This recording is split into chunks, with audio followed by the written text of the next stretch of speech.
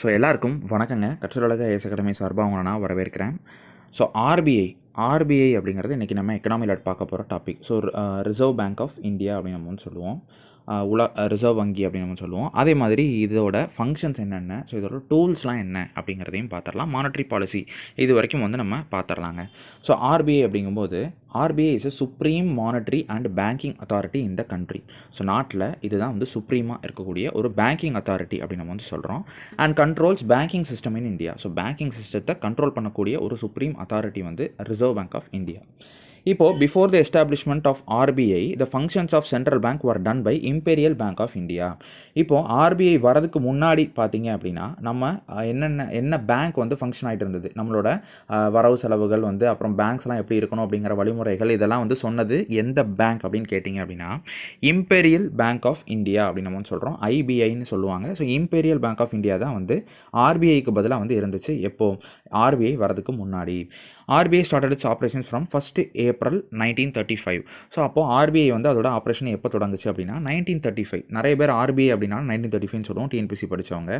So அதோட டேட்டும் வந்து பார்த்துக்கோங்க, April 1. ஸோ இது வந்து மறக்க முடியாத ஒரு வருஷம், ஞாபகம் வச்சுக்கோங்க. ஆர்பிஐயோட ஆப்ரேஷன் வந்து தொடங்கிய காலம். ஸோ 1935 April 1 அதோட ஆப்ரேஷன் வந்து தொடங்குச்சு. Okay, it was established by. So RBI வந்து எப்படி எஸ்டாப்ளிஷ் பண்ணாங்க? Established by RBI act. ஒரு ஆக்ட் இருக்குது, reserve bank of India act, establishment ஆக்ட்னு நம்ம சொல்லுவோம். ஸோ 1934, அதாவது ஆப்ரேஷன் ஸ்டார்ட் பண்ணுறதுக்கு ஒரு வருடத்திற்கு முன்னாடி, ஓகேவா, ஒரு வருடத்திற்கு முன்னாடி ஆக்ட் வந்து பாஸ் ஆகுது. ஸோ அது மூலமாக தான் வந்து ஆர்பிஐ வந்து எஸ்டாப்ளிஷ் பண்ணுறாங்க, நிறுவப்படுது. அடுத்து it is a statutory body. So இது என்ன பாடி? இது ஒரு கான்ஸ்டியூஷனல் பாடியா, இல்லை ஸ்டாட்யூட்டரி பாடியா, நான் கான்ஸ்டியூஷனல் பாடியா, எக்ஸ்ட்ரா ஜுடிஷியல் பாடியான்னு கேட்டிங்கன்னா, ஸோ இது சட்டம் போட்டு இயற்றுனாங்க. ஸோ ஆக்டை வந்து கொண்டு வந்து இதை வந்து இயற்றுறாங்க. ஸோ அதனால் இது வந்து ஒரு ஸ்டாட்யூட்டரி பாடி. ஓகே, சட்டத்தால் இயற்றப்பட்ட ஒரு அமைப்பு. ஓகேவா? ஓகே, அடுத்து RBI initially started private owned bank. அதாவது இந்த ஆர்பிஐ வந்து ஃபஸ்ட்டு ஸ்டார்ட் பண்ணும்போது இது ஒரு கவர்மெண்ட் பேங்க்காக வந்து இல்லைங்க, இது வந்து ஒரு ப்ரைவேட் பேங்க்காக தான் வந்து ஸ்டார்ட் பண்ணாங்க. ப்ரைவேட் பேங்க் அப்படின்னா ப்ரைவேட் ஸ்டாக் ஹோல்டர்ஸ் எல்லாருமே சேர்ந்து ஆரம்பித்த ஒரு பேங்க் தான் இது. அதுக்கப்புறம் சுதந்திரத்துக்கு அப்புறம் கவர்மெண்ட் வந்து என்ன பண்ணுது அப்படின்னா, ஆர்பிஐ வந்து நம்ம ஏன் ப்ரைவேட்டில் வச்சுருக்கோம், நம்ம வந்து பப்ளிக்கு ட்ரான்ஸ்ஃபர் பண்ணலாம் அப்படின்னு சொல்லி ஒரு ஆக்ட் வந்து பாஸ் பண்ணுறாங்க. So RBI transfer to public ownership act அப்படின்னு சொல்லுவோம். The reserve bank of India transfer to public ownership act 1948 அப்படின்னு சொல்லுவோம். ஸோ பெயர்லேயே இருக்குங்க. So transfer of public ownership act 1948 to took over RBI from private stock holders. So ஆர்பிஐயில் ப்ரைவேட்காரங்க கிட்டேருந்து RBI வந்து மீட்டெடுக்கிறதுக்காக, நம்ம பப்ளிக்காக மாற்றுறதுக்காக நம்ம வந்து ட்ரான்ஸ்ஃபர் ஆஃப் ஓனர்ஷிப் ஆக்ட்னு சொல்லி ஒன்று போட்டிருக்கோம், அதை ஞாபகம் வச்சுக்கோங்க. அடுத்து nationalisation of RBI takes place in 1949. So nationalisation வந்து எப்போ நடக்குது அப்படின்னா 1949 வந்து நேஷனலைசேஷன் வந்து நடக்குதுங்க. ஸோ நேஷனலைசேஷன்னா ஒன்றும் இல்லை, சிம்பிள் தேசியமயமாக்குதல் அப்படின்னு நம்ம சொல்லுவோம்ல தமிழில். ஸோ அதுதான், அது வந்து ஆர்பிஐக்கும் வந்து நடந்திருக்கு. 1949 ஞாபகம் வச்சுக்கணும் இயர். அதே மாதிரி ஒரிஜினல் ஹெட் குவார்ட்டர்ஸ் வந்து எங்கே இருக்குது அப்படின்னா, இந்த original headquarters of RBI வந்து கொல்கத்தாவில் இருந்திருக்குங்க. அதே மாதிரி but in 1937 it was shifted to Mumbai. So அப்புறம் 1937 மும்பைக்கு வந்து ஷிஃப்ட் பண்ணுறாங்க. ஸோ இந்த ரெண்டு லொக்கேஷனையும் வந்து ஞாபகம் வச்சுக்கோங்க. ஒரிஜினல் வந்து கொல்கட்டா.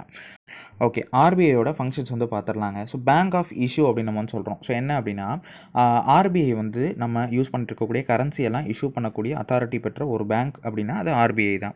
அந்த ஆர்பிஐ தான் வந்து சர்க்குலேட்லாம் பண்ணுதுங்க. அதாவது ஆக்சுவலாக பணத்தை வந்து உருவாக்கி இஷ்யூ பண்ணுறது, அதுதான் அதோட மெயின் ஃபங்க்ஷனே. எக்ஸ்க்ளூசிவ் ரைட்டும் வந்து இதுக்கிட்ட தான் வந்து இருக்குது. அதே மாதிரி ஆல் நோட்ஸ், எல்லா நோட்ஸையுமே இது ஆர்பிஐ வந்து வெளியிடலாம். ஆனால் எக்ஸப்ட், ஸோ இது வந்து நிறைய பேர் வந்து பார்க்க மாட்டீங்க, எக்ஸப்ட் இது வந்து கொஷின் ஆக்சுவலாக நிறைய வந்திருக்கு இதிலேருந்து. எக்ஸப்ட் ₹1 நோட், அதாவது ₹1 நோட் இருக்குல்ல, அந்த நோட்டும் அண்ட் காயின், ஸோ அந்த காயின்ஸ் இருக்குல்ல, ஸோ அதுவும் வந்து ஆர் இஷ்யூடு பை ஆர்பிஐ. அதை மட்டுமே, எக்ஸப்ட் இதை தவிர்த்து மிச்சம் எல்லாத்தையுமே இஷ்யூ பண்ணும் ஆர்பிஐ. ஆனால் ₹1 நோட்டையும் காயின்ஸையும் வந்து வெளியிடாது. ஏன்னா அதோட எக்ஸ்க்ளூசிவ் ரைட்ஸ் வந்து யார்கிட்ட இருக்குன்னா ஆர்பிஐட்ட கிடையாது. They are issued by ministry of finance. Ministry of finance தான் வந்து இந்த ₹1 நோட்டையும் நாணயங்களையும் வந்து விடும். ஸோ அதை சர்க்குலேட் பண்ணக்கூடியது மட்டும்தான் ஆர்பிஐ. இப்போது காயின்ஸ் அப்படின்னா, ஸோ ஒட்டுமொத்த காயின்ஸா அப்படின்னு கேட்டிங்கன்னா இல்லைங்க, சில டினாமினேஷன்ஸ் இருக்கும். ஸோ அதை மட்டும்தான் வந்து ஆர்பிஐ வந்து ரைட் இருக்காது இஷ்யூ பண்ணுறதுக்கு. அதை மட்டும் இந்த ஃபினான்ஸ் மினிஸ்ட்ரி வந்து இஷ்யூ பண்ணுவாங்க, ஆர்பிஐ சர்க்குலேட் பண்ணணும். ஓகேவா? அடுத்து custodian and manager of foreign எக்ஸ்சேஞ்சுங்க. ஸோ ஃபாரின் எக்ஸ்சேஞ்ச் அதை ஃபுல்லாகவே மேனேஜ் பண்ணுறது, அதுக்கான முழு பொறுப்பையும் ஏற்றுட்டு நிர்வகிக்கிறது வைக்கிறது எல்லாமே வந்து ஆர்பிஐ தான். அதே மாதிரி banker and dept manager to government, ஒரு கவர்மெண்ட்டுக்கு செயல்படக்கூடிய ஒரு பேங்க், கவர்மெண்ட்டுக்காக வந்து எல்லாமே பண்ணக்கூடியது, ஒரு மேனேஜ் பண்ணுறது, இதெல்லாமே வந்து ஆர்பிஐ தான், மெயின் பேங்க் அப்படின்னு சொல்லுவோம். பேங்கர் டு பேங்க், ஒரு பேங்க்குக்கே வந்து கடன் கொடுக்கறது, அது வந்து ஒரு மெயின் டியூட்டி ஒன்று பண்ணுது அப்படின்னா அது வந்து ஆர்பிஐ. ஸோ நம்ம பேங்க், நமக்கு மக்கள் கடன் கொடுக்குறது பேங்க்கு, ஆனால் பேங்க்குக்கே ஒரு ஒரு வங்கி வந்து இருக்குது தலைமையாக, அது வந்து எல்லா பிரச்சனையும் தீர்த்து வைக்குது, எல்லா கடனும் வந்து கொடுக்குது அப்படின்னா அது வந்து ஆர்பிஐ. ஓகேவா, இதுதான் வந்து ஃபங்க்ஷன்ஸ். இப்போ மானிட்டரி பாலிசி மெயினான ஏரியாங்க. மானிட்டரி பாலிசி ஆஃப் ஆர்பிஐ அப்படின்னு சொல்லுவோம். ஸோ மானிட்டரி பாலிசி அப்படின்னா ஒரு செட் ஆஃப் ஒரு பாலிசி இருக்கும், என்னென்னா regulating interest rate. So interest ரேட்டை ஒழுங்குபடுத்துறது, மணி சப்ளையை வந்து ஒழுங்குபடுத்துறது, அதாவது அதிகமாக இருக்கா கம்மி பண்ணுறது, கம்மியாக இருந்தால் அதிகப்படுத்துறது. அப்புறம் availability of credit in an economy அப்படின்னா பணங்கள் வந்து எல்லாருக்கும் போய் சேருதா இல்லையா, அந்த கிரெடிட் அப்படின்னா வெளியே வர்றது, அந்த கிரெடிட்டை அவைலபிளாக இருக்கா அப்படிங்கிறத செக் பண்ணிகிட்டே இருக்கணும். ஏன்னா பணம் வந்து பற்றாக்குறையாக எல்லாம் போயிடக்கூடாது எக்கானமியில். ஸோ இந்த மாதிரி விஷயங்கள் எல்லாமே வந்து பார்த்துக்கிறது ஆர்பிஐ. இதுக்கு ஒரு செட் ஆஃப் பாலிசி, அதுதான் வந்து மானிட்டரி பாலிசி. ஸோ இப்போ இதை பார்த்தோம் அப்படின்னா டூல்ஸ் ஆஃப் மானிட்டரி பாலிசி அப்படின்னு நம்ம சொல்லுவோம். ஸோ இந்த மானிட்டரி பாலிசியை பார்த்துக்கிறதுக்கு சில டூல்ஸ் வந்து இருக்குங்க. ஸோ மெயினாக குவான்டிடேட்டிவ் டூல்ஸ், குவாலிட்டேட்டிவ் டூல்ஸ்ன்ற ரெண்டாக வந்து பிரிக்கிறாங்க. ஸோ இந்த குவான்டிடேட்டிவ் டூல்ஸ் அப்படின்னா includes liquidity adjustment facility, LAF அப்படின்னு நம்ம சொல்லுவோம். ஸோ இந்த லிக்விடிட்டி அட்ஜஸ்ட்மெண்ட் ஃபெசிலிட்டி அப்படின்னா அதுக்குள்ளே ரெப்போவும் ரிவர்ஸ் ரெப்போ அப்படின்னு சொல்லுவோம். ரெப்போ ரேட் அப்படிங்கிறதும் ரிவர்ஸ் ரெப்போ ரேட் அப்படிங்கிறதும் இந்த LAFக்குள்ளே வரும். ஸோ இதெல்லாமே நம்ம என்ன அப்படிங்கிறத நான் டீட்டெயிலாக தமிழில் நான் வந்து சொல்லிடுறேன், உங்களுக்கு வந்து புரிஞ்சிடும். ஸோ அடுத்து ஓப்பன் மார்க்கெட் ஆப்ரேஷன்ஸ் அப்படின்னு சொல்கிறோம். அடுத்து SLR, CRR, bank rate, credit ceiling, MSF அப்படின்னு சொல்லக்கூடிய மார்ஜினல் ஸ்டாண்டிங் ஃபெசிலிட்டி. ஸோ இது எல்லாமே வந்து குவான்டிடேட்டிவ் டூல்ஸ், இதெல்லாம் வந்து கொஷின் ஏரியா வந்திருக்கு. ஸோ குவான்டிடேட்டிவ் டூல்ஸ்குள்ளே வரும். இதே குவாலிட்டேட்டிவ் டூல்ஸில் என்ன அப்படின்னு பார்த்தா of monetary policy includes credit rationing அப்படின்னு சொல்லுவோம், மாரல் சுவேஷன் அப்படின்னு சொல்லுவோம், direct action by RBI on banks அப்படின்னு சொல்லுவோம். ஸோ இது எல்லாமே quantitative and qualitative tools of monetary policy. So அதாவது ஒரு எக்கனாமியில் பணம் வந்து இறங்குது இல்லை ஏறுது, அதை கண்ட்ரோல் பண்ணணும், ஒரு இன்ட்ரெஸ்ட் வந்து கூடுது குறையுது, அதை கண்ட்ரோல் பண்ணணும், ஸோ பணப்புழக்கத்தை அதிகரிக்கணும் இல்லை கம்மி பண்ணணும், இந்த மாதிரி ஒரு ஆக்ஷன் எடுக்கணும் அப்படின்னா அதுக்கு சில டூல்ஸ் இருக்குது. இந்த டூல்ஸை வந்து ஆர்பிஐ வந்து கடைபிடிப்பாங்க. ஸோ அதுதான் வந்து மானிட்டரி பாலிசி, அதுதான் இந்த டூல்ஸும். ஸோ அந்த டூல்ஸை நம்ம ரெண்டாக பிரிச்சிருக்கோம், குவான்டிடேட்டிவ் அண்ட் குவாலிட்டேட்டிவ். ஸோ குவான்டிடேட்டிவில் வரக்கூடியது எல்லாமே நான் கொடுத்துருக்கேன், அது எல்லாமே நம்ம இப்போ பார்த்துடலாம். குவாலிட்டேட்டிவில் வரக்கூடியதையும் வந்து நான் கொடுத்துருக்கேன், பார்த்துடலாம். ஓகேவா, இப்போது குவான்டிடேட்டிவ் பார்க்கலாம். ஸோ குவான்டிடேட்டிவ் அப்படின்னு பார்க்கும்போது கேஷ் ரிசர்வ் ரேஷியோ ஃபஸ்ட்டு வரக்கூடியது, CRR அப்படின்னு சொல்லக்கூடிய கேஷ் ரிசர்வ் ரேஷியோ அப்படின்னு சொல்கிறோம். ஸோ இங்கே இருக்குது பாருங்கள், CRR இதுதான் வந்து வரும். ஸோ இந்த கேஷ் ரிசர்வ் ரேஷியோ அப்படின்னா என்னன்னா பேர்லேயே வந்து இருக்குங்க, கேஷ்னா பணம், ரிசர்வ்னா வச்சுக்கிறது. ஸோ இப்போ யார் பணத்தை வச்சுக்கிறா, ஸோ இந்த விஷயங்கள் என்னென்னா certain percentage of deposit to be kept by banks with RBI in the form of cash. அதாவது கேஷ் ரிசர்வ் ரேஷியோ அப்படின்னா கேஷாக தான் ரிசர்வ் பண்ணணும்னு சொல்லிட்டாங்க. அப்போது இந்த form of cash only. So வந்து நீங்கள் பணமாக வந்து வச்சுருக்கணும். என்ன வச்சுருக்கணும், ஸோ சில percentage of deposit to the kept by the banks. அதாவது நீங்கள் பேங்க்கில் போய் டெபாசிட் பண்ணுறீங்க, நம்ம மட்டும் இல்லை எல்லாருமே டெபாசிட் பண்ணுவாங்க. ஸோ அந்த பேங்க்ஸ் என்ன பண்ணணும் அப்படின்னா ஒரு பர்சன்டேஜ் ஆஃப் அமௌண்ட்டு, அந்த பர்சன்டேஜை யார் சொல்லுவா, ஆர்பிஐ சொல்லுவாங்க. அந்த பர்சன்டேஜ் ஆஃப் அமௌண்ட்டை வந்து எப்போயுமே வந்து எடுத்து வைக்கணும். எங்கே எடுத்து வைக்கணும், யார்கிட்ட எடுத்து வைக்கணும், ஆர்பிஐ கிட்ட வந்து கொடுத்து வைக்கணும். எப்படி, கேஷாக மட்டும்தான் கொடுத்து வைக்கணும். ஸோ இதுதான் கேஷ் ரிசர்வ் ரேஷியோ. அந்த ரேஷியோ தான் அந்த பர்சன்டேஜ், அது எவ்வளோ அப்படிங்கிறது ஆர்பிஐ வந்து ரிவைஸ் பண்ணிகிட்டே இருப்பாங்க.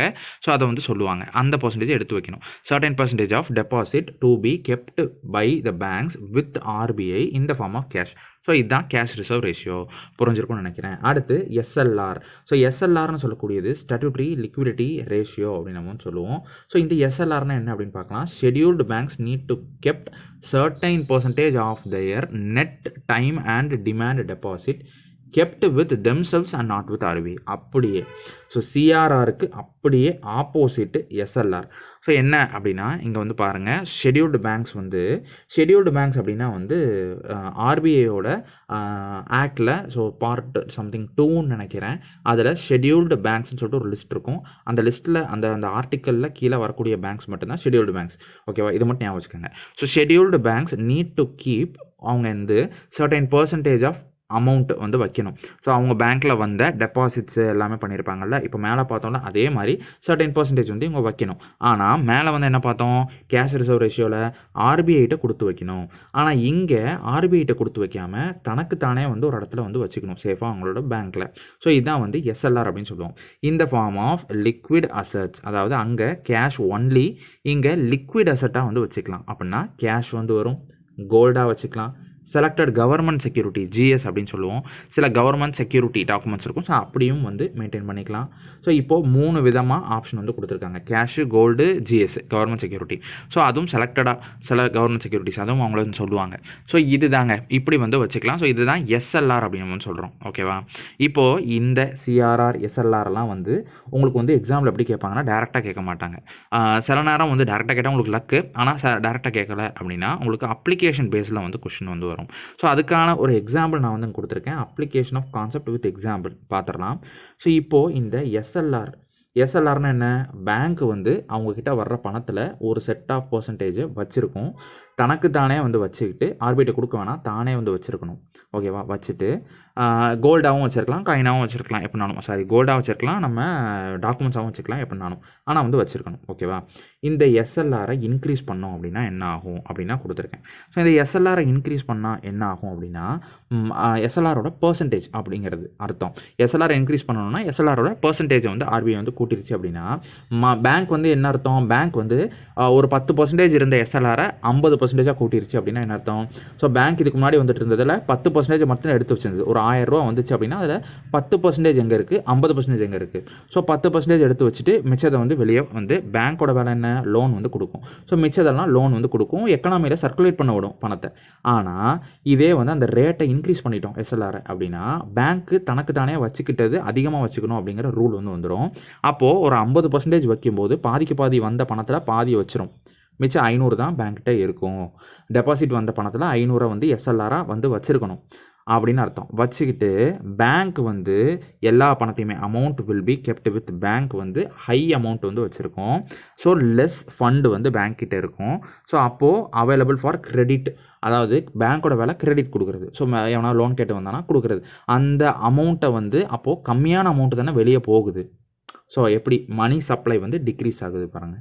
ஸோ இப்போது உங்கள்கிட்ட வந்து வர்ற அமௌண்ட்டை வந்து நீங்கள் அதிகமாக நீங்களே வச்சுக்கிட்டீங்க அப்படின்னா வெளியே கொடுக்குறது கம்மியாக தான் கொடுப்பீங்க. ஸோ அப்போது உங்களோட மணி சப்ளை வந்து கம்மியாக இருக்குது. ஸோ பேங்க்கு வெளியே போகிற பணம் கம்மியாக இருக்குது பேங்க்லேருந்து.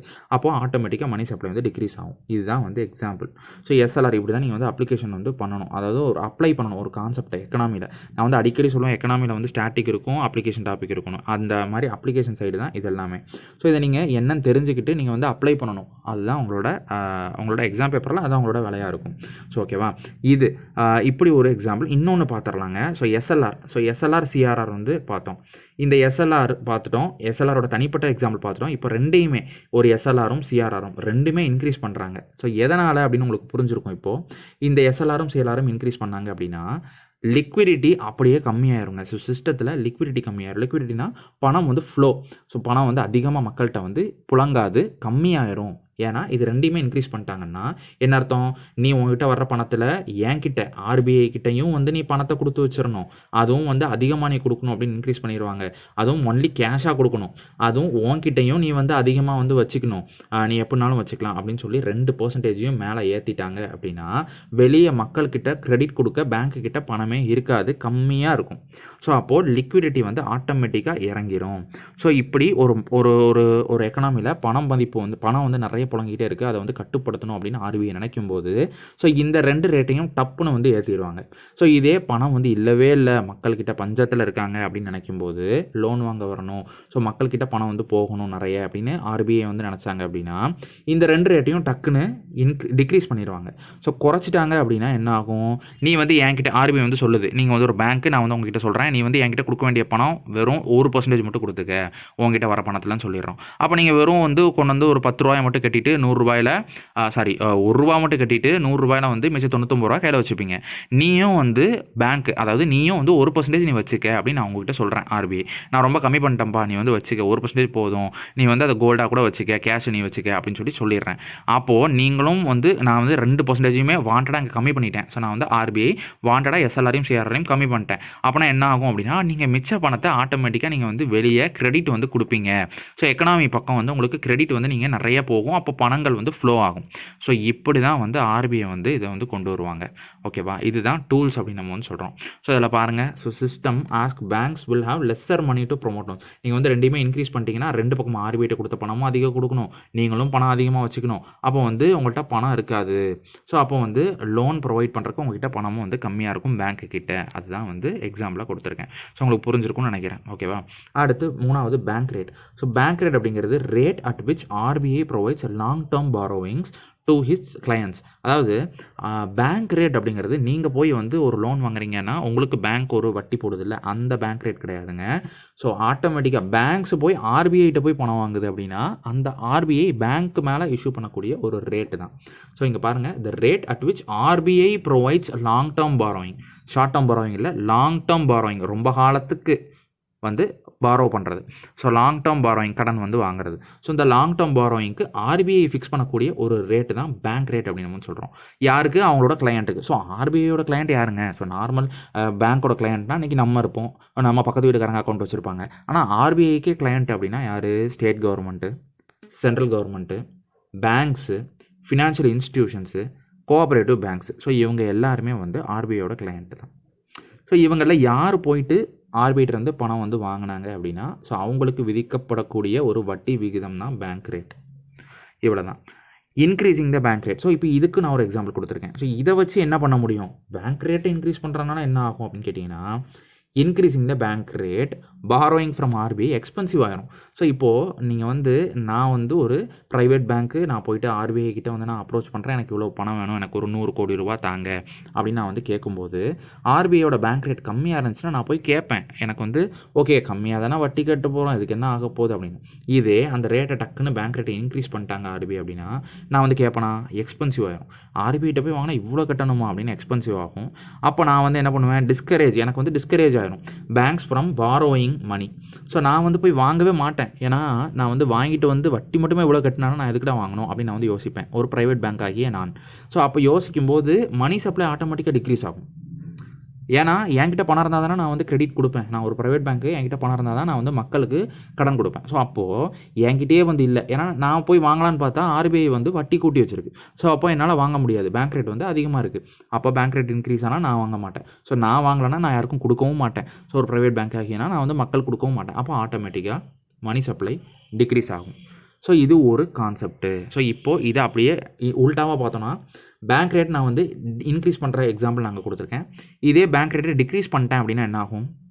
நான் ஒரு பேங்க் ரேட் டிக்ரீஸ் பண்ணிட்டேன் ஆர்பிஐ, நான் பேங்க் ரேட் நான் வந்து உனக்கு டிக்ரீஸ் பண்ணி உனக்கு வட்டி தரப்போ வெறும் 1% மட்டும் கூட எனக்கு அப்படின்னு வந்து சொல்லிட்டேன். அப்படின்னா என்ன ஆகும்? இன்ட்ரெஸ்ட் ரேட்டை வந்து கம்மி பண்ணிட்டேன் அப்படின்னா என்கிட்ட போட்டி போட்டுட்டு வாங்குவீங்களா? எல்லா ப்ரைவேட் பேங்க்ஸு எல்லாருமே வந்து என்கிட்ட போட்டி போட்டு பணம் வந்து வாங்க வருவாங்க. ஏன்னா நான் வந்து கம்மியான வட்டியில் தரேன் அப்படிங்கும்போது நீங்கள் வாங்குவீங்க, மக்கள் ஆக்சுவலாக. ஸோ அந்த மக்களுங்கிறேன் பேங்க்ஸ் ஆக்சுவலாக வந்து வாங்குவாங்க ஆர்பிஐட்ட. அப்போது அதிகமான பணப்புழக்கம் வந்து பேங்க்ஸ்கிட்ட இருக்கும். பேங்க்ஸ் என்ன பண்ணுவாங்க? சரி இவன் கம்மி வட்டி தானே தர்றாரு, இவர்கிட்ட வந்து வாங்கிக்கலாம் அப்படின்னு வாங்கிட்டு வந்து அதை மக்கள்கிட்ட வந்து ரிலீஸ் பண்ணுறாங்க. ஓகேவா? மக்கள்கிட்ட அப்போ பணப்புழக்கம் வந்து அதிகமாகும், மணி சப்ளை ஆக்சுவலாக இன்க்ரீஸ் ஆகிரும் அந்த எக்ஸாம்பிளில். ஸோ அதுதான் உல்டாவான எக்ஸாம்பிள். ஓகேவா? பேங்க் ரேட் வந்து சொல்லிட்டேன், புரிஞ்சிருக்கும்னு நினைக்கிறேன். ஸோ இதெல்லாம் வந்து உங்களுக்கு வந்து நீங்கள் இப்போ தான் ஃபஸ்ட் டைம் வந்து படிக்கிறீங்களா? ஸோ என்ன அப்படிங்கிறத நீங்கள் கமெண்ட் செக்ஷனில் சொல்லுங்கள். ஸோ இல்லை நான் வந்து ஆல்ரெடி நான் வந்து படிச்சிட்டேன் அப்படின்னா உங்களுக்கு இப்போ நான் எடுக்கிறது புரியுதா? இல்லை நான் கரெக்டாக தான் எடுக்கிறேன்னா? கரெக்டாக தான் எடுக்கிறேன். ஆனால் வந்து உங்களுக்கு வந்து ஒர்த்தாக இருக்கா? உங்களுக்கு வந்து ஓகே நீங்கள் படித்ததும் நான் எடுக்கிறதும் வந்து ஒன்று தானா? ஸோ ஓகே உங்களுக்கு நீங்கள் படிக்கும்போது இந்த மாதிரி எக்ஸாம்பிள்லாம் கொடுத்து படிச்சிங்களா அப்படிங்கிறதெல்லாம் வந்து சொல்லுங்கள். நீங்கள் இப்போ புதுசாக படிக்கிறீங்கனாலும் தாராளமாக சொல்லுங்கள். நான் இப்போ தான் ப்ரோ இதெல்லாம் வந்து நான் டேர்ம்ஸு பேசிக் டெஃபினேஷன் தான் வந்து படிச்சிருக்கேன், ஆனால் இவ்வளோ டீட்டெயில் நான் வந்து எக்ஸாம்பிளோட பார்த்ததில்லை அப்படின்னீங்கனாலும் நீங்கள் வந்து தாராளமாக சொல்லுங்கள், நான் வந்து தெரிஞ்சுக்கிறேன். ஸோ ஓகேங்க, ரெப்போ ரேட் வந்து பார்க்கலாம். So repo rate, reverse repo rate, இது ரெண்டும் வந்து ஒரு இதில் வந்து வரும் அப்படின்னு நான் சொல்லியிருந்தேன். ஸோ இதில் வரும் குவான்டிடேட்டிவில் LAF அப்படின்னு சொல்லக்கூடிய லிக்விடிட்டி அட்ஜஸ்ட்மெண்ட் ஃபெசிலிட்டிக்குள்ளே வரும். ஸோ என்ன பேர்லேயே இருக்குது, லிக்விடிட்டியை அட்ஜஸ்ட் பண்ணுது பேங்க், அவ்வளோதான். ஸோ இந்த ரெப்போவும் ரிவர்ஸ் ரெப்போங்கிறத ஒரு டூலாக பயன்படுத்தி எக்கனாமியில் இருக்கக்கூடிய லிக்விடிட்டியை அட்ஜஸ்ட் பண்ணுது. ஸோ அது என்ன அப்படிங்கிறத நம்ம பார்த்துடலாம். இது ரெண்டையுமே தெளிவாக வந்து பார்த்துடலாம். ஸோ இப்போது ரெப்போ ரேட் அப்படிங்கிறது என்ன, இட் இஸ் அ ரேட். இப்போ மேலே பார்த்த பேங்க் ரேட் வந்து விட்டுட்டு அப்படியே இங்கே வந்துடுங்க ரெப்போ ரேட். ஸோ அதை வந்து விட்டுட்டுனா அப்படியே மொத்தம் விட்டுறாதீங்க. அது வந்து இப்போதைக்கு அதை வந்து அப்படியே வெளியே வந்து இதுக்கு வாங்க, இது ஒரு concept. So it is a rate at which the commercial banks borrow from RBI. Commercial bank ஆகிய ப்ரைவேட் பேங்க்கு ஆர்பிஐ கிட்ட போயிட்டு ஒரு அமௌண்ட்டை வந்து வாங்குது அப்படின்னா ஆர்பிஐ அதுக்கு ஃபிக்ஸ் பண்ணக்கூடிய ஒரு ரேட். நீ வந்து இந்த பணம் வாங்குறியா, ஓகே, உனக்கு நான் வந்து ரெப்போ ரேட்டாக இவ்வளோ பர்சன்டேஜ் வைக்கிறேன், நீ அதை கட்டணும் அப்படின்னு. By giving their government security and டிபினா ட்ரெஷரி பில்னு சொல்லுவோம். அது நம்ம என்ன அப்படிங்கிறது பின்னாடி நம்ம வந்து பார்ப்போம். ஸோ இப்போதைக்கு நீங்கள் வந்து என்ன ஞாபகம் வச்சுக்கணும் அப்படின்னா, ரெப்போ ரேட் அப்படிங்கிறது நார்மல் பேங்க்ஸ் எல்லாம் போயிட்டு ஆர்பிஐ கிட்ட ஒரு கவர்மெண்ட் செக்யூரிட்டியை கொடுத்து, இல்லை ஒரு ட்ரெஷரி பில்ஸ்ன்னு சொல்லுவோம், அது ஒரு பேப்பர்ஸ் மாதிரி இருக்கணும் அப்படின்னு வச்சுக்கோங்க. ஸோ அந்த ட்ரெஷரி பில்ஸை கொடுத்து இதை ரெண்டையும் ஏதாச்சும் ஒன்று கொடுத்து ஒரு பணம், ஒரு அமௌண்ட் வந்து வாங்குறாங்க அப்படின்னா அந்த அமௌண்ட்டுக்கு வட்டி வந்து ஆர்பிஐ வந்து சொல்லும். அந்த வட்டி பர்சன்டேஜ் தான் வந்து ரெப்போ ரேட் அப்படின்னு ஞாபகம் வச்சுக்கோங்க.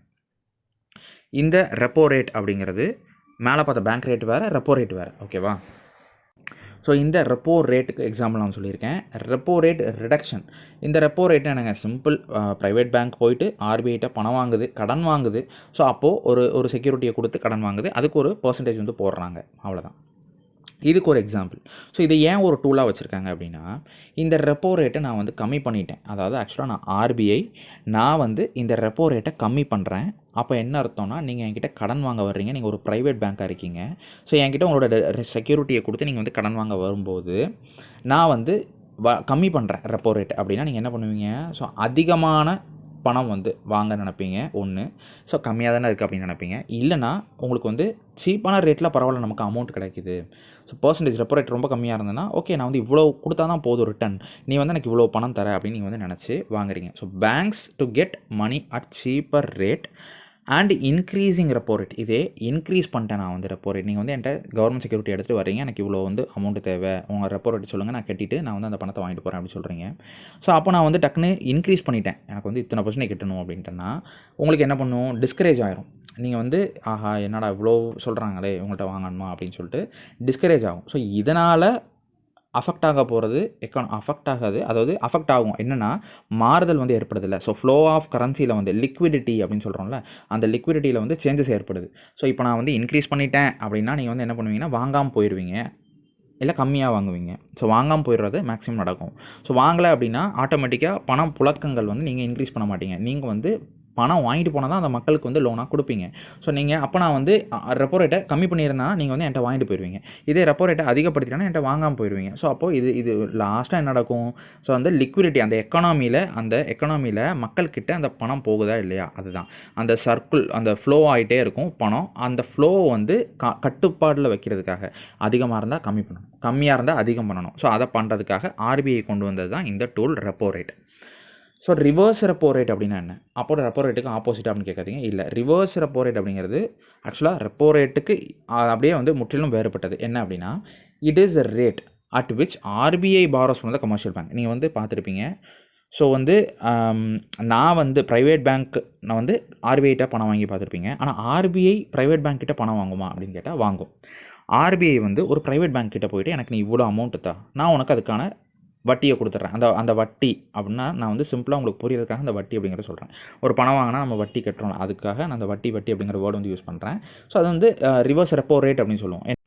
ஸோ இந்த ரெப்போ ரேட் வந்து பேங்க் வந்து ஓகே நீ வந்து எடுத்துக்க, நான் வந்து நீ வந்து எனக்கு இவ்வளோ அமௌண்ட் ரெப்போ ரேட்டில் வந்து கொடுத்துட்டு, ரிவர்ஸ் ரெப்போன்னு சொல்லுவோம், ரிவர்ஸ் ரெப்போவில் கொடுத்துட்டு நீ வந்து இந்த மொத்த பணத்தையும் நீ வந்து எடுத்துக்க ஆர்பிஐட்ட சொல்லி கொடுத்துருவாங்க. ஸோ அந்த பேங்க் வந்து டிசைட் பண்ணும், நான் வந்து இவ்வளோ பணம் நான் கொடுத்து வைக்கிறேன் அப்படிங்கிறது. இதை இன்னொரு டேர்மில் சொல்லலாம், இன்னொரு வேர்டிங்ஸ் சொல்லணும் அப்படின்னா, பேங்க் வந்து எக்ஸஸ் ஆஃப் பேங்க் அமௌண்ட்டை கொண்டு போய் ஒரு இடத்துல சேர்க்கணும், ஒரு இடத்துல பார்க் பண்ணணும். ஸோ எந்த இடம் சேஃபு, எந்த இடம் கம்மி அப்படின்னு பார்த்துட்டு இருக்கும்போது நமக்கு அதிகமாக எங்கே இன்ட்ரெஸ்ட் தருவான் அப்படின்னு யோசிச்சு நம்ம போய் டெபாசிட் பண்ணுறோம்ல பேங்க்கில், அந்த மாதிரி பேங்க் போய் ஆர்பிஐட்ட டெபாசிட் பண்ணுது. ஸோ அதுக்கு ஆர்பிஐ வந்து ஒரு அமௌண்ட் வந்து திருப்பி கொடுக்குது. அந்த அமௌண்ட்டு தான் ரிவர்ஸ் ரெப்போ ரேட். ஸோ என்ன அப்படின்னா, and increasing reverse repo rate, இப்போ இந்த எக்ஸாம்பிள் பார்த்தோன்னா இந்த ரிவர்ஸ் ரெப்போ ரேட்டுக்கு இன்க்ரீஸ் பண்ணிட்டோம் அப்படின்னா என்ன ஆகும்? இந்த ரிவர்ஸ் ரெப்போ ரேட் அப்படிங்கிறத நான் வந்து சொல்லிட்டேன். இது இன்க்ரீஸ் பண்ணிட்டா என்ன ஆகும்? So that means the commercial banks will get more incentives to park their funds. ஒன்றும் இல்லை, என்கிட்ட எக்ஸஸாக இருக்கிற அமௌண்ட்டை நான் போய் ஆர்பிஐயில் போடுறேன், நான் ஒரு ப்ரைவேட் பேங்க்கு. அதுக்காக ஆர்பிஐ எனக்கு வந்து பே பண்ணுவான். அதை அந்த பர்சன்டேஜை அதிகப்படுத்திட்டோம் அப்படின்னா எனக்கு தானே அது லாபம். ஒரு ப்ரைவேட் பேங்க்காக நான் என்ன யோசிப்பேன், ஸோ நம்மகிட்ட சும்மா இருக்கிற பணத்தை நம்ம வந்து கொண்டு போய் கொடுக்குறோம். ஸோ அப்படி கொடுக்கும்போது நமக்கு வந்து இவ்வளோ அமௌண்ட் தர்றாங்க. ஸோ அப்போது இது வந்து எனக்கு ஒரு பெருக்கு, நிறைய பணம் தர்றாங்க. இன்க்ரீஸ் ஆனால் இதுதான் நிலமை. So reverse repo rate increase ஆனால் ஆர்பிஐ வந்து அதிகமாக பே பண்ணணும். பணத்தை வாங்கிட்டு வருதில்ல ஆர்பிஐ, அது வந்து அதிகமாக பே பண்ணணும். அப்போ அது ப்ரைவேட் பேங்க்குக்கு லாபம். ஸோ இப்போ இதே டிக்ரீஸ் ஆச்சு அப்படிங்கிற சுச்சுவேஷன் என்ன நடக்கும் அப்படின்னு பார்க்கலாமா? Decrease in the reverse repo rate means that the commercial banks will get less incentives to park their ஃபண்ட்ஸுங்க. அதாவது ஒன்றும் இல்லை, இப்போது அதிகமாக இருக்கும்போது நம்ம வந்து பார்த்தோம், இதே கம்மி பண்ணிட்டோம் அந்த ரிவர்ஸ் ரெப்போ ரேட் அப்படின்னா என்ன ஆகும்? அதாவது நான் வந்து கமர்ஷியல் பேங்க்ஸ்க்கு வந்து கம்மியாக தான் அமௌண்ட் வந்து கிடைக்கும். நான் ஒரு ப்ரைவேட் பேங்க்கு என்னோட பணம் கொடுத்து வைக்கிறேன், ஆனால் ஆர்பிஐ அதுக்கான கம்மியான ஒரு தொகையை தான் வந்து செலுத்துது அப்படின்னா நான் வந்து என்ன நினைப்பேன்? ஸோ அப்போது park their funds with RBI and this more money will be available in the market increasing money supply. என்னன்னா நான் வந்து என்ன நினைப்பேன், நான் ஒரு ப்ரைவேட் பேங்க்கு, ஸோ நான் வந்து பணத்தை கொண்டு போய் ஆர்பிஐட்ட கொடுக்குறேன். ஆர்பிஐ அதுக்கான ஒரு வட்டி விகிதம் வந்து எனக்கு தருது, மாதமோ ஒரு என்னவோ அது வந்து தேவையில்லை, ஸோ வந்து தருது நமக்கு.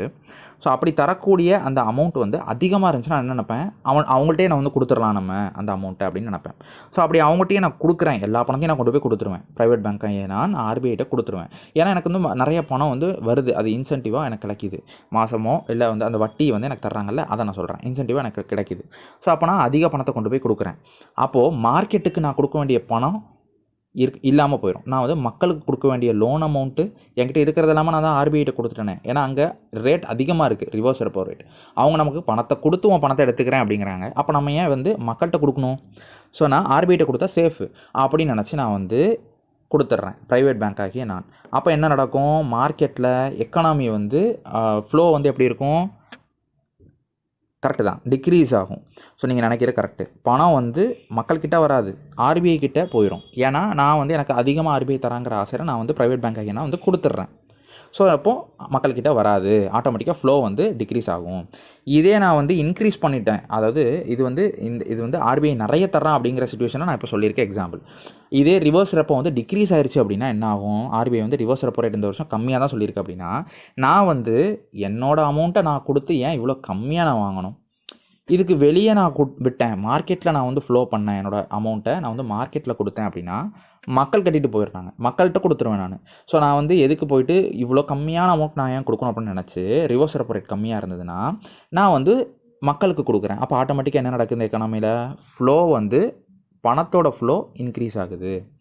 ஸோ இது தாங்க, இதை வந்து எல்லாத்தையுமே நீங்கள் வந்து ஞாபகம் வச்சுக்கணும். ஸோ இப்படி இவ்வளோ ப்ராசஸ் இருக்குது பேங்க்ஸுக்கு பின்னாடி. நம்ம வந்து சும்மா போய்ட்டு ஒரு பணத்தை போடுறோம், எடுக்கிறோம், ஏடிஎம் போகிறோம், வர்றோம். ஸோ இப்படி இருக்குது ப்ராசஸ்ஸு.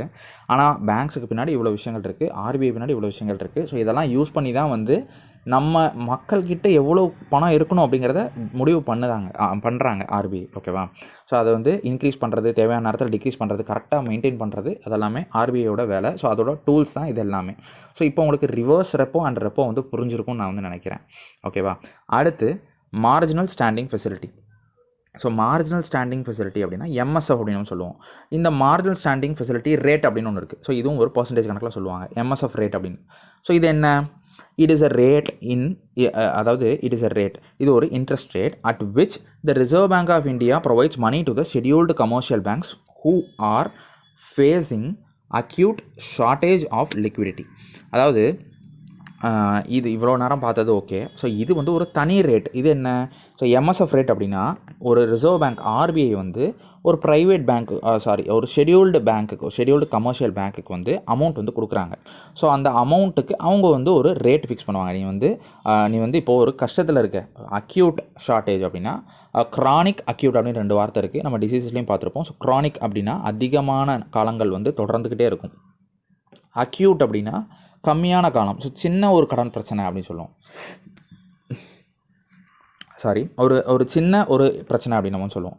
இந்த அக்யூட் ஷார்ட்டேஜ்னால் கொஞ்சம் அவனுக்கு ஏதோ ஒரு சிச்சுவேஷன்ப்பா, அப்போ பணம் இல்லை, அப்போ நான் டக்குன்னு போயிட்டு ஆர்பிஐட்ட வந்து அமௌண்ட் வாங்கலாம். நான் ஒரு கமர்ஷியல் பேங்காக இருந்தால், ஷெடியூல்டு கமர்ஷியல் பேங்காக இருக்கும்போது நான் வந்து ஒரு ஆர்பிஐ கிட்ட போயிட்டு நான் வந்து டக்குன்னு எனக்கு ஒரு அமௌண்ட் தேவை, எனக்கு ஷார்ட் டைம் ப்ராப்ளம் இருக்குது அப்படின்னு நான் கேட்குறேன் அப்படின்னா, அதுக்கு ஆர்பிஐ வந்து அப்போங்க வா இந்த பணம் இதை கட்டிட்டு போ, எம்எஸ்எஃப் ரேட் அப்படின்னு ஒன்று ஃபிக்ஸ் பண்ணுவாங்க. அதுதான் marginal standing facility rate. So இதுவும் ஒரு டூல். ஸோ இதை வச்சு நம்ம வந்து லிக்விடிட்டி கண்ட்ரோல் பண்ணலாம். ஸோ இதுவும் ஒரு டூல் அப்படின்னு சொல்லிட்டு ஆர்பிஐ வந்து வச்சுருக்காங்க. ஓகேவா. அடுத்து ஓஎம்ஓ அப்படின்னு பார்த்தோம். ஓப்பன் மார்க்கெட் ஆப்ரேஷன் அப்படின்னு சொல்லுவோம். ஸோ இந்த ஓப்பன் மார்க்கெட் ஆப்ரேஷன் அப்படின்னா என்னென்னா, it refers to the sale on purchase of government securities by RBI. So RBI வந்து ஓப்பன் மார்க்கெட்டில் இறங்கி வேலை பார்க்குறது. ஆக்சுவலாக இதுதான் சிம்பிளாக சொல்லணும்னா, ஓப்பன் மார்க்கெட்டில் ஆட்டோமேட்டிக்காக ஆர்பிஐ டேரெக்டாக வந்து இறங்கும். ஸோ என்ன அப்படின்னா, கவர்மெண்ட் செக்யூரிட்டியை வந்து பர்ச்சேஸ் பண்ணிடுவாங்க ஆர்பிஐ. டக்குன்னு ஒரு சேல் வந்து நடக்குது அப்படின்னா, அந்த பர்ச்சேஸ் பண்ணி ஒரு கவர்மெண்ட் செக்யூரிட்டி போயிட்டு பணம் கொடுத்து ஆர்பிஐ வந்து வாங்கும். அப்போ என்ன ஆகும், பணம் வந்து யார்கிட்ட வரும், மக்கள்கிட்ட வரும். இதே அப்படியே ஆப்போசிட்டாக இன்னொரு கட்டத்தில் ஆர்பிஐ டக்குன்னு வந்து செல் பண்ண வரும். வாங்கின அந்த கவர்மெண்ட் செக்யூரிட்டி சில இன்ஸ்ட்ருமெண்ட்ஸ் வந்து செல் பண்ண வரும். யார்கிட்ட, பப்ளிக்கிட்டையும் பேங்க்கிட்டையும். அதை மக்களும் பேங்க்கும் வந்து, மக்களோ பேங்க்கோ யாருனாலும் வந்து பணம் கொடுத்து வாங்குவாங்க ஆர்பிஐ கிட்ட. ஸோ இந்த ரெண்டு விஷயத்தையும் பாருங்கள், அப்படியே ஆப்போசிட்டாக இருக்கா. ஆர்பிஐ நான் வந்து வாங்க வர்றேன் அப்படின்னா நான் வந்து பணத்தை கொடுத்து வாங்கிட்டு போவேன். ஸோ அப்போது ஆட்டோமேட்டிக்காக பண சப்ளையை வந்து நான் இன்க்ரீஸ் பண்ணுறதுக்காக தான் நான் வர்றேன். எனக்கு அந்த செக்யூரிட்டி வச்சு ஒன்றும் இல்லை. நான் வந்து என்ன பண்ணுறேன் அப்படின்னா, எக்கனாமியில் பணப்புழக்கத்தை அதிகப்படுத்தணும் அப்படின்னு நான் நினைக்கிறேன். ஸோ அதனால் நான் ஆட்டோமேட்டிக்காக வந்து என்ன பண்ணுறேன் அப்படின்னா, பர்ச்சேஸ் பண்ணிட்டு போகிறேன் கவர்மெண்ட் செக்யூரிட்டிஸை. இதே நான் வந்து ஒரு பணப்புழக்கத்தை வந்து கம்மியாக இருக்குது, கம்மியாக இருக்குது, அதை நான் அதிகப்படுத்தணும்னு நினைக்கிறேன், மக்கள் கையில் வந்து பணப்புழக்கம் அதிகமாகணும்னு நான் நினைக்கிறேன் அப்படின்னா நான் என்ன பண்ணுவேன், நான் வந்து செல் பண்ணுறேன். ஆக்சுவலாக இருங்க ஒரு நிமிஷம். ஸோ இல்லை, நான் வந்து மாற்றி சொல்லிட்டேன், ஒன்றும் இல்லை. நான் இப்போ மறுபடியும் உங்களுக்கு நான் சிம்பிளாக சொல்கிறேன். பணப்புழக்கத்தை நான் அதிகரிக்கணும்னு நினச்சேன் அப்படின்னா நான் வந்து பணத்தை கொடுப்பேன் மக்கள்கிட்ட. ஸோ அப்போது நான் வந்து பர்ச்சேஸ் பண்ணிட்டு போகிறேன். ஸோ நான் பை பண்ணும்போது நான் வந்து ஒரு செட்டாக ஒரு அமௌண்ட்டை பல்காக நான் வந்து மக்கள்கிட்ட கொடுப்பேன். அப்போ ஆட்டோமேட்டிக்காக என்ன நடக்கும், மக்கள்கிட்ட பணப்புழக்கம் வந்து அதிகமாகிடும். இதே அதிகமாக எல்லாருக்கிட்டையும் பணம் இருக்குது, அப்போ நான் பார்த்துட்டு நான் என்ன பண்ணுவேன், ஆர்பிஐ டக்குன்னு நான் வந்து எனக்கு வந்து வேணும் அப்படின்னா திருப்பி வாங்கிட்டு போயிடுறேன். ஸோ வந்து நான் வந்து விற்க வருவேன். ஸோ வந்து நான் செக்யூரிட்டிஸை செல் பண்ண வரும்போது மக்கள், அதிகமாக பணம் வச்சுருக்கிற மக்கள் வந்து என்கிட்ட வாங்குவாங்கல்ல. ஸோ மக்களோ ஒரு பேங்க்கோ யாருனாலுமே, அந்த எக்கனாமியில் இருக்கக்கூடிய யாருனாலும் என்கிட்ட வந்து வாங்குறாங்க. ஸோ என்கிட்டேருந்து வாங்கிட்டு போகிறாங்க அப்படின்னா நான் விற்கிறேன். ஸோ ஆர்பிஐ ஆகிய நான் வந்து விற்கிறேன். ஸோ விற்கும்போது பணம் வந்து ஆட்டோமேட்டிக்காக என்கிட்ட வந்துடுது. அப்போது அந்த எக்கனாமியில் பணப்புழக்கம் வந்து நார்மலாகிடுது. ஏன்னா அதிகமாக இருக்குல்ல, அதை வந்து நான் நார்மல் பண்ணணும் அப்படின்னு நினைக்கும்போது நான் என்ன பண்ணுவேன்னா, நான் வந்து செல் பண்ணுறேன். ஓகேவா. இது ரெண்டும் தான் கான்செப்ட்டு. புரிஞ்சிருக்கும்னு நினைக்கிறேன். ஓகேவா. இல்லைனா ஒன்றும் இல்லை, திருப்பி அப்படியே வந்து ஒரு 30 செகண்ட் வந்து முன்னாடி போய் பார்த்துருங்க, மறுபடியும் புரிஞ்சிடும். ஓகேவா. ஓகே. அடுத்து, if RBI buys these instrument it will pay money to the people and banks. ஓகேவா. நான் சொல்லியிருக்கேன், ஆர்பிஐ ஆகி நான் வந்து வாங்குறேன் அப்படின்னா நான் வந்து பணம் கட்டுவேன். இது normal. During inflation. So inflation தெரியும், நம்ம இன்ஃப்ளேஷன் டைப்ஸ் வந்து பார்ப்போம் அடுத்து. ஸோ பண வீக்கம் அப்படின்னு சொல்லுவோம். ஸோ அப்போ நான் விற்கிறேன், ஆர்பிஐ ஆகி நான் வந்து டக்குன்னு விற்றுறேன். ஸோ விற்கிறேன் அப்படின்னா என்ன நடக்கும், பணவீக்கம் இருக்குது, பணப்புழக்கம் வந்து அதிகமாக இருக்குது, நான் வந்து விற்கிறேன். அப்போது நீங்கள் வந்து என்கிட்ட வாங்குவீங்க. அப்போது ரிசல்ட் மணி சப்ளையிங் இந்த எக்கானமி ஃபால். அப்போது என்ன நடக்கும், நீங்கள் வந்து என்கிட்ட வாங்குறீங்கன்னா பணம் வந்து கம்மியாகிட்டே போகும். ஸோ அப்போது மணி வந்து ஆட்டோமேட்டிக்காக கம்மியாயிரும். அப்போ அதாவது மணி சப்ளையிங் வந்து கம்மியாயிரும். அப்போ வந்து ப்ரைஸும் வந்து ஃபால் ஆயிரும். ஸோ அப்போ இன்ஃப்ளேஷனே கம்மி பண்ணிடலாம். இது ஒரு ஆப்ரேஷன், அதாவது இது ஒரு டூல். இதை வச்சு நான் அப்படி பண்ணுறேன் அப்படின்னு தான் சொல்கிறேன். இதே டீஃப்ளேஷன் இருக்குது. ஸோ வந்து பண மதிப்பு அதுக்கு எதிரானது, அதாவது பண வீக்கத்துக்கு எதிரானது டீஃப்ளேஷன் அப்படின்னு சொல்லுவோம். எக்ஸாக்ட் தமிழோட எனக்கு தெரில. ஸோ வந்து பண வீக்கத்துக்கு ஆப்போசிட் சொல்லுவோம்னா டீஃப்ளேஷன். இன்ஃப்ளேஷனுக்கு ஆப்போசிட் டீஃப்ளேஷன். அந்த டீஃப்ளேஷன் நடக்கும்போது ஆர்பிஐ வந்து என்ன பண்ணுவோம்னா, by back the security this causing money supply to rise. அதாவது ஆர்பிஐ வந்து விற்றதை திருப்பி வாங்கிடும். விற்றுருக்குல்ல உங்ககிட்ட இதுக்கு முன்னாடி, அந்த டயத்தில் விற்றதை, அந்த செக்யூரிட்டிஸை நான் வந்து இந்த பணம் இதை வச்சுக்க அப்படின்னு சொல்லிட்டு நான் வாங்கிட்டே போயிடுவேன் மறுபடியும் ஆர்பிஐ. அப்போ என்ன அர்த்தம் அப்படின்னா, பணம் உங்ககிட்ட வந்துடும். ஸோ டீஃப்ளேஷன் டயத்தில் பணம் யார்ட்டையுமே இருக்காது. ஸோ ப்ரைஸ் ரேட்லாம் கம்மியாக இருக்கும். அப்போ ஆட்டோமேட்டிக்காக பணம் வந்து சர்க்குலேட் ஆகும் எக்கனாமியில். ஸோ இது வந்து ஒரு ப்ராசஸ். இதுதான் வந்து ஓப்பன் மார்க்கெட் ஆப்ரேஷன் அப்படின்னு நம்ம வந்து சொல்லுவோம். ஓகேவா. அடுத்து குவான்டிடேட்டிவ் முடிஞ்சதுங்க. ஸோ இவ்வளோ தான் குவான்டிடேட்டிவ். இப்போ குவாலிட்டேட்டிவ் இன்ஸ்ட்ருமெண்ட்ஸ் வந்து பார்த்துடலாம். 3 தான் வந்து வரும்னு நினைக்கிறேன். ஆக்சுவலாக அதில் கிரெடிட் ரேஷனிங் அப்படின்னு சொல்கிறோம். இந்த கிரெடிட் ரேஷனிங் அப்படின்னா limiting the availability of credit in the market by the RBI. RBI ஆகிய நான் வந்து என்ன பண்ணுறேன் அப்படின்னா, ப்ரைவேட் பேங்க்ஸில் வந்து நீ வந்து போதும், ப்ரைவேட் பேங்க்ஸ்னால் கமர்ஷியல் ஷெட்யூல்டு எல்லா பேங்க்ஸ்லையும் வந்து நீ வந்து கொடுத்தது போதும், இவ்வளோ தான் கொடுக்கணும் அப்படின்னு ஒரு லிமிட் வந்து வைக்கிறேன். கிரெடிட் லிமிட் அப்படின்னு சொல்கிறோம். ஸோ இந்த கிரெடிட் லிமிட்டை நான் வைக்கிறேன் அப்படின்னா அதுதான் கிரெடிட் ரேஷனிங் அப்படின்னு அர்த்தம். ஸோ இதுவும் ஒரு டூல் தான். ஆக்சுவலாக இப்படி லிமிட் வச்சேன்னா என்ன ஆகும், ஃப்ளோ வந்து நான் அதிகப்படுத்தணும் அப்படின்னு நினச்சா லிமிட்டை கம்மி பண்ணுவேன், மக்கள்கிட்ட பணம் நிறைய போகும். நீ வந்து கம்மியாக வச்சுக்க, நீ இவ்வளோ கொடுத்துக்க அப்படின்னு சொல்லி ஆக்சுவலாக இருங்க ஒரு நிமிஷம், நான் வந்து உங்களுக்கு தெளிவானு நான் சொல்கிறேன். ஸோ இப்போது ஒரு எக்கனாமியில் வந்து பணப்புழக்கம் வந்து அதிகமாக இருக்குது அப்படின்னா நான் என்ன பண்ணுவேன்னா பேங்க் வந்து தடுத்து வைப்பேன். நீ வந்து இவ்வளோ கொடுத்தா போதும், அதான் ஆல்ரெடி அமௌண்ட் வந்து இருக்கே, நீ வந்து கம்மியாக கொடு அப்படின்னு நான் வந்து லிமிட் பண்ணி வைப்பேன். அந்த லிமிட்டை கம்மி பண்ணி வைப்பேன், எதை கிரெடிட் கொடுக்குற லிமிட்டை. இல்லை இப்போ வந்து ஒரு எக்கனாமியில் பணமே இல்லை அப்படின்னா நான் வந்து என்ன பண்ணுவேன் அப்படின்னா ஆட்டோமேட்டிக்காக பேங்க்குக்கிட்ட நீ வந்து இவ்வளோ நிறைய வந்து ஒரு லிமிட்டை எக்ஸ்டெண்ட் பண்ணிக்க, நீ வந்து நிறைய கொடுத்துக்க, மார்க்கெட்டுக்கு கொடுத்துக்க, மக்களுக்கு அப்படின்னு சொல்லி நான் வந்து வைப்பேன். கிரெடிட்டை வந்து நீ நிறைய வச்சுக்கலாம் அப்படின்னு சொல்லிட்டு நான் லிமிட்டை வந்து ஏற்றிடுவேன். ஆக்சுவலாக நீ இவ்வளோ நாளும் கொடு அப்படின்னா. அப்படின்னா என்ன அர்த்தம், நான் வந்து என்ன நினச்சி கொடுக்குறேன் அப்படின்னா பணப்புழக்கத்தை வந்து அதிகப்படுத்தணும். ஸோ கம்மியாக இருக்குது இல்லை அதனால். ஸோ இதுதான் 2 எக்ஸாம்பிள் நான் வந்து சொல்லிட்டேன் கிரெடிட் ரேஷனிங்க்கு. அடுத்து மாரல் சுவேஷன் அப்படின்னு சொல்லுவோம். ஸோ இந்த பெயர்கள்லாம் கொஞ்சம் என்னென்னு புரிஞ்சிருச்சு அப்படின்னா உங்களுக்கு வந்து உங்களுக்கு வந்து ஈஸி தாங்க. ஸோ இந்த மாரல் சுவேஷன் அப்படின்னு என்னென்னா it convinces the commercial banks. So RBI நான் வந்து என்ன பண்ணுறேன் அப்படின்னா கமர்ஷியல் பேங்க்ஸ் எல்லாத்தையும் வந்து நான் கன்வின்ஸ் பண்ணுறேன். ஸோ நான் வந்து நீ வந்து கன்வின்ஸ் பண்ணுறேன், என்ன கன்வின்ஸ் பண்ணுறேன், to advance credit in economic interest of the country. இப்போ வந்து நீ வந்து பணம் கொடுத்தா ஆகணும், நீ வந்து இந்த இடத்துல கஷ்டப்படுறாங்க, உன் எக்கனாமி வந்து இவ்வளோ கஷ்டப்படும், ஸோ அதுக்குள்ளே நீ வந்து அட்வான்ஸாகவே கிரெடிட் கொடு, நிறைய மக்களுக்கு இவ்வளோ பணத்தை நீ வந்து வச்சிருக்காத, நீ வந்து கொடு அப்படின்னு சொல்லி நான் கன்வின்ஸ் பண்ணி நான் வந்து கொடுக்க வைக்கிறேன். அதுதான் மாரல் சுவேஷன். ஸோ இது வந்து நான் ஒரு ரெக்வஸ்ட்டாகவும் நான் வந்து சொல்லுவேன். So request of by the RBI to the commercial banks to take specific measures as per economic trends. So இப்படி எக்கனாமிக் ட்ரெண்ட் வந்து மாறுதுரா, பொருளாதாரத்தில் இப்படி ப்ராப்ளம் வரும் ஃபியூச்சரில், நீ வந்து அதை கொஞ்சம் தடுக்கலாம், நீ வந்து இவ்வளோ பண்ணு அப்படிங்கிறத, நீ இவ்வளோ கிரெடிட் கொடு அப்படிங்கிறதெல்லாம் நான் வந்து சொல்லுவேன். ஒரு ஆர்பிஐ வந்து சொல்லும் கமர்ஷியல் பேங்க்ஸ்கிட்டையும் மற்ற பேங்க்ஸ்கிட்டையும் வந்து சொல்லுது. ஸோ இதுதான் வந்து மாரல் சுவேஷன். ஸோ வந்து மாரலாக சைக்கலாஜிக்கலாக வந்து சொல்லி புரிய வச்சு கொண்டு போகிறது. அதே வந்து டைரக்ட் ஆக்ஷன். ஸோ இது என்னென்னா அப்படியே 2வது மாரல் சுவேஷனாக இது டைரக்ட் ஆக்ஷன். நானே வந்து ஆர்பிஐ வந்து களத்தில் இறங்கி ஸோ என்ன அப்படின்னா this step is taken by RBI against the banks that don't fulfill the conditions or requirements. So வந்து ஆர்பிஐ சொல்லக்கூடிய வழிமுறைகள் அதெல்லாம் வந்து பின்பற்றாமல் ஒரு ரூல்ஸ் அண்ட் ரெகுலேஷனுக்கு அபைடு பண்ணாமல் இருக்கக்கூடிய சில பேங்க்ஸுக்கு ஆட்டோமேட்டிக்காக ஆர்பிஐ வந்து இறங்கி வந்து வார்னிங் அந்த மாதிரி விஷயங்கள், அப்புறம் வந்து பெனால்ட்டி இந்த மாதிரி விஷயங்கள் வந்து விதிக்கும். ஸோ ஃபைனு பெனால்ட்டி இந்த மாதிரி விஷயங்கள்லாம் வந்து போடுவாங்க டக்குன்னு. ஸோ அதுதான் டைரக்ட் ஆக்ஷன் அப்படின்னு நம்ம வந்து சொல்கிறோம். ஓகேவா? ஸோ இவ்வளோ தாங்க வந்து குவான்டிடேட்டிவ் அண்ட் குவாலிட்டேட்டிவ் டூல்ஸ் வந்து முடிஞ்சுது. ஸோ இதை தான் நான் வந்து சொல்லியிருக்கேன் இவ்வளோ நேரம். ஓகேவா? இது வந்து உங்களுக்கு புரிஞ்சிருக்கும்னு நம்புகிறேன். ஸோ கண்டிப்பாக ஓகே. அடுத்து மானிட்டரி பாலிசி கமிட்டி. ஸோ இது இவ்வளோதாங்க. அதாவது இந்த எக்ஸாமுக்கு உங்களுக்கு இது போதுமானது. ஸோ இது தாண்டி வந்து என்ன இருக்கும் அப்படின்னா இவ்வளோ தான், இதுதான் வந்து பேசிக்கு. ஸோ இதை தாண்டி வந்து எதுவும் இருக்காது. அதாவது டூல்ஸில் இதுதான் வந்து பேசிக். இதை தாண்டி ஒரு 1-2 இருக்கும். ஸோ அதை நான் வந்து இதில் இன்க்ளூட் பண்ணியிருக்க மாட்டேன். ஏன்னா அது வந்து ஆக்சுவலாக பிவிக்யூஸில் வந்திருக்காது, இல்லைனா அது வந்து இம்பார்ட்டண்ட்டாக இருக்காது. ஸோ அதனால் நான் இன்க்ளூட் பண்ணியிருக்க மாட்டேன். அப்படி இல்லைனா அதையும் சொல்லணும் அப்படின்னா அது தனியே ஒரு கதையாக போகும். அதனால் நான் இன்க்ளூட் பண்ணியிருக்க மாட்டேன். ஸோ மெயினாக இருக்கக்கூடிய எல்லா டூல்ஸுமே நான் வந்து சொல்லிட்டேன் இதில். ஓகேவா? ஓகே. அடுத்து monetary policy committee. So MPC committee, எம்பிசின்னு சொல்லுவோம். ஸோ எம்பிசி அப்படின்னா மானிட்டரி பாலிசி கமிட்டி. இதை வந்து நீங்கள் வந்து இதை பற்றின ஒரு 5-6 பாயிண்ட் நான் வந்து எடுத்துகிட்டு வந்திருக்கேன். ஸோ அதை மட்டும் வந்து பார்த்துடலாம். ஸோ இது ஒரு ஸ்டாட்யூட்டரி பாடி, அதாவது சட்டம் கொண்டு வரப்பட்டு இயற்றப்பட்டது. ஸோ ஸ்டாட்யூட்டரி பாடி அப்படின்னு சொல்லுவோம். இதோட ஃப்ரேம் ஒர்க் வந்து எது கீழே இருக்குன்னா ஆர்பிஐ ஆக்ட் 1934 வந்து இதோட ஃப்ரேம் ஒர்க். ஸோ அது என்னென்னா இதை பேஸ் பண்ணி தான் இந்த எம்பிசி வந்து வந்திருக்கு அப்படின்னு அர்த்தம். ஓகேவா? அடுத்து அண்ட் ஆர்பிஐ அப்பாயிண்டட் கமிட்டி. இது வந்து ஒரு ஆர்பிஐயால் ரிசர்வ் வங்கியால் அப்பாயிண்ட் பண்ணப்பட்ட ஒரு committee led by the then deputy governor Urjit Patel. So அப்போ பதவி வகித்த டெபுட்டி கவர்னர் வந்து உர்ஜித் பட்டேல். ஸோ அவர் தலைமையில் 2014 ரெக்கமெண்ட் பண்ணி எஸ்டாப்ளிஷ் பண்ணியிருக்கிறாங்க இந்த மானிட்டரி பாலிசி கமிட்டியை. ஓகேவா? அடுத்து the governor of RBI is the ex officio chairman of the committee. இந்த எம்பிசி மானிட்டரி பாலிசி கமிட்டிக்கு சேர்மன், எக்ஸ் அஃபிஷியோ சேர்மன் அப்படின்னு சொல்லுவோம் அந்த பதவியின் பேர்.